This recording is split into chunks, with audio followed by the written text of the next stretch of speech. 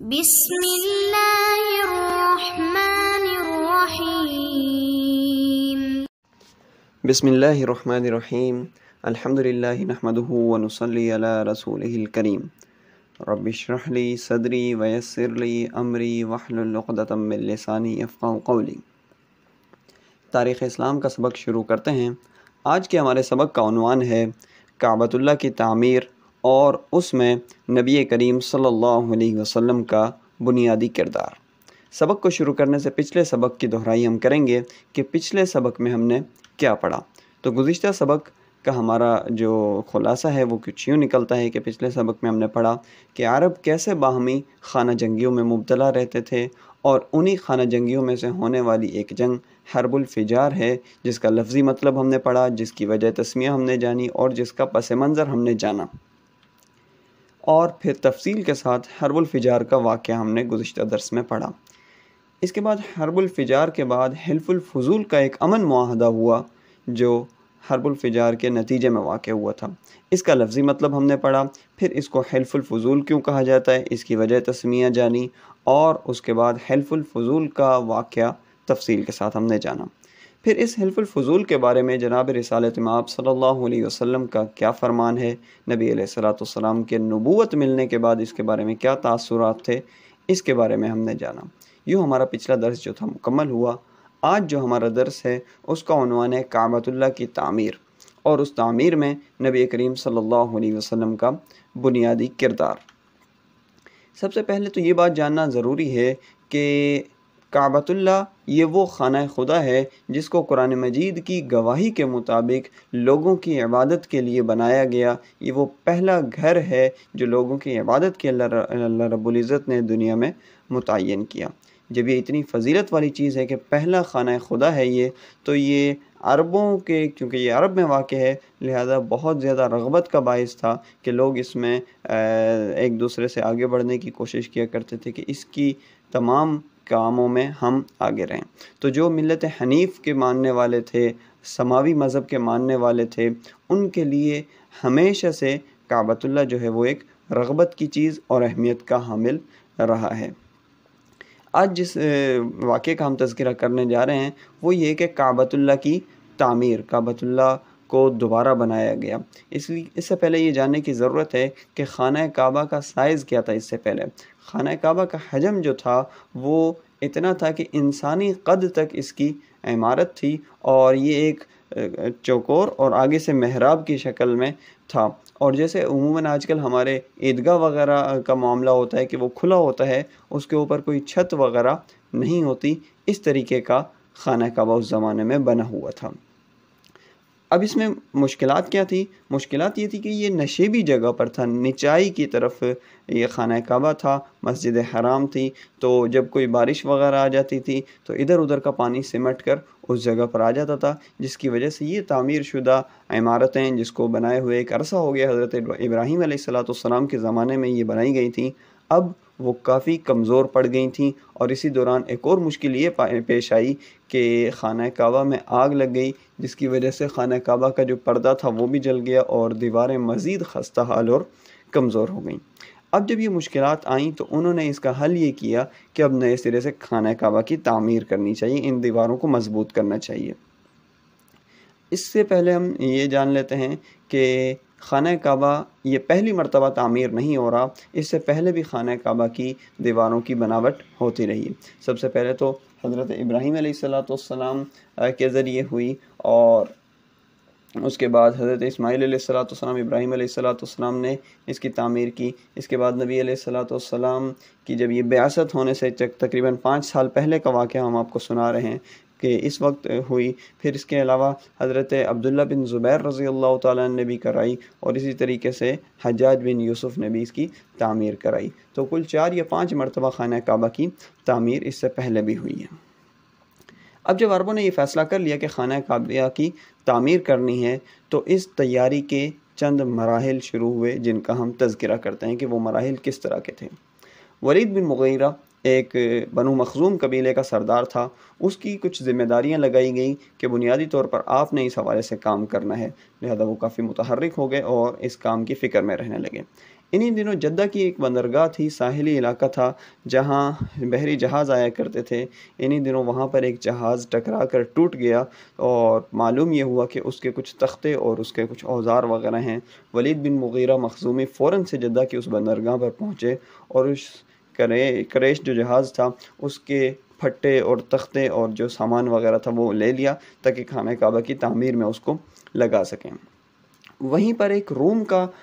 معمار آرکیٹیکٹ ان کو مل گیا جو بناوٹ کے لحاظ سے بڑا ماہر تھا۔ ولید بن مغیرہ نے اس سے بھی بات کی کہ ہمیں ایک اعلیٰ اور مناسب والی عمارت بنانی ہے اور اس کے لیے آپ ہمیں اپنی خدمات دیں، لہذا یہ رومی معمار جس کا نام باقوم تھا یہ بھی آ گیا۔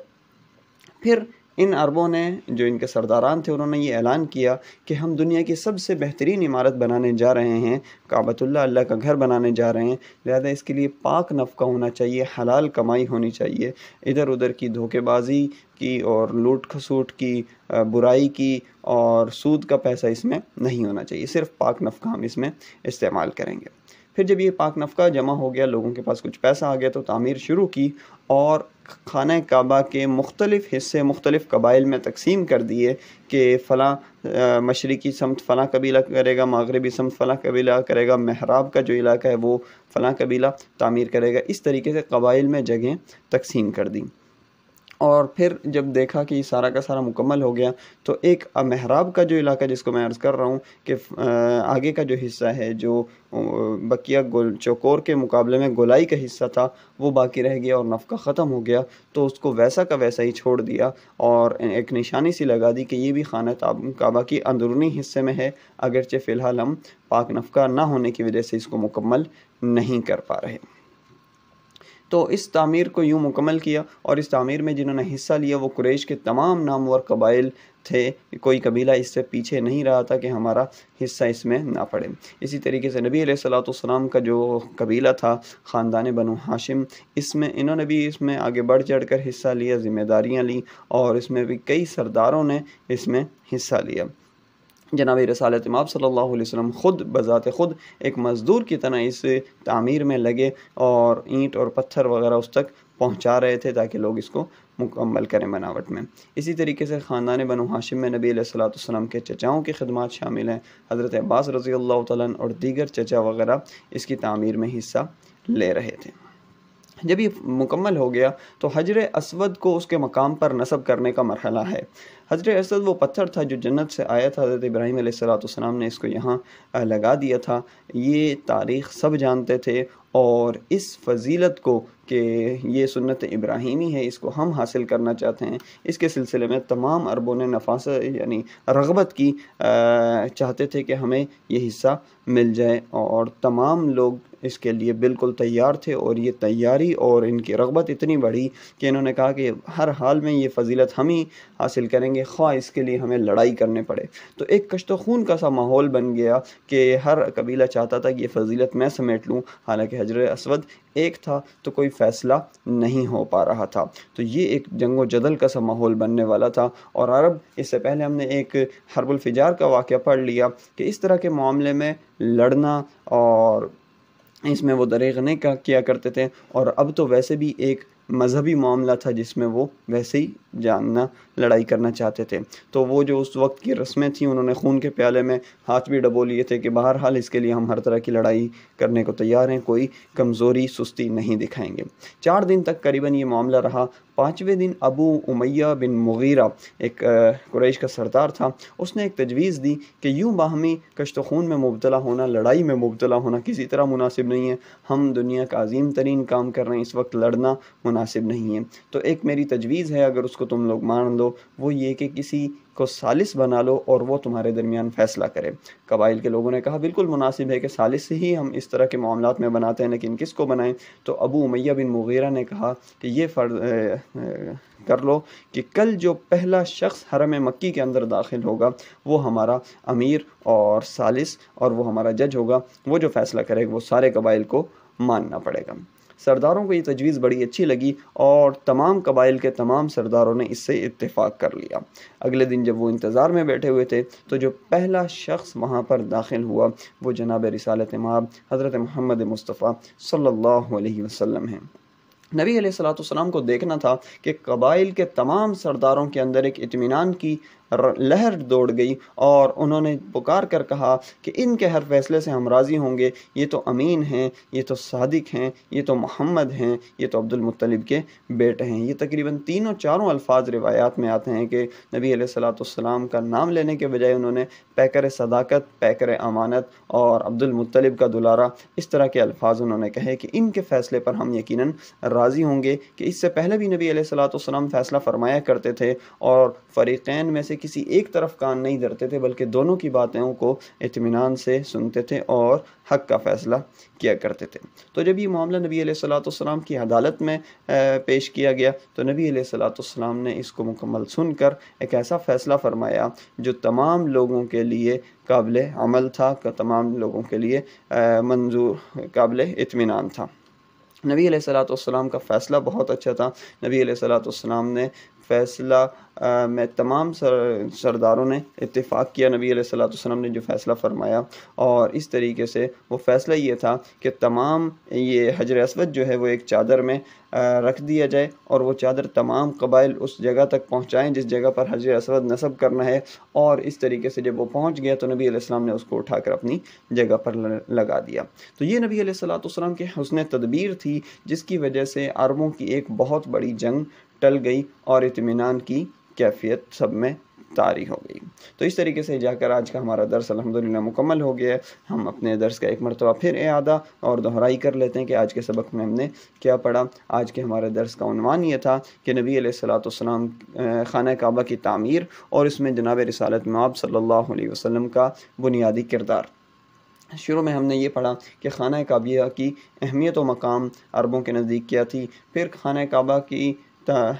تعمیر کی ضرورت کیا پڑی، اس کی وجوہات کیا ہوئی تھیں، پھر تعمیر کعبہ کی تیاری کے کیا کیا مراحل تھے کہ انہوں نے خصوصی خدمات انجام دی، یہ پڑھا ہم نے۔ پھر تعمیر کعبہ کے اصول ضوابط جو عربوں نے بنائے تھے وہ کیا تھے، وہ ہم نے پڑھے۔ پھر سرداران عرب کا تعمیر کعبہ میں حصہ لینا، اس بارے میں پڑھا۔ پھر ہم نے حجر اسود نصب کرنے کا معاملہ اور اس پر لڑائی، اور لڑائی کے بعد لوگوں کا نبی علیہ الصلوۃ والسلام کو ثالث حکم یا جج بنانا، اور جناب نبی کریم صلی اللہ علیہ وسلم کا حکمت سے بھرپور فیصلہ کرنا، اس کے بارے میں ہم نے پڑھا۔ تو یہاں پر جا کر الحمدللہ ہمارا درس مکمل ہو جاتا ہے۔ جزاکم اللہ خیرا، سبحانک اللہم و بحمدک، ونشہد ان لا الہ الا اللہ وحدہ لا شریک لہ، ونشہد ان محمدا عبدہ ورسولہ۔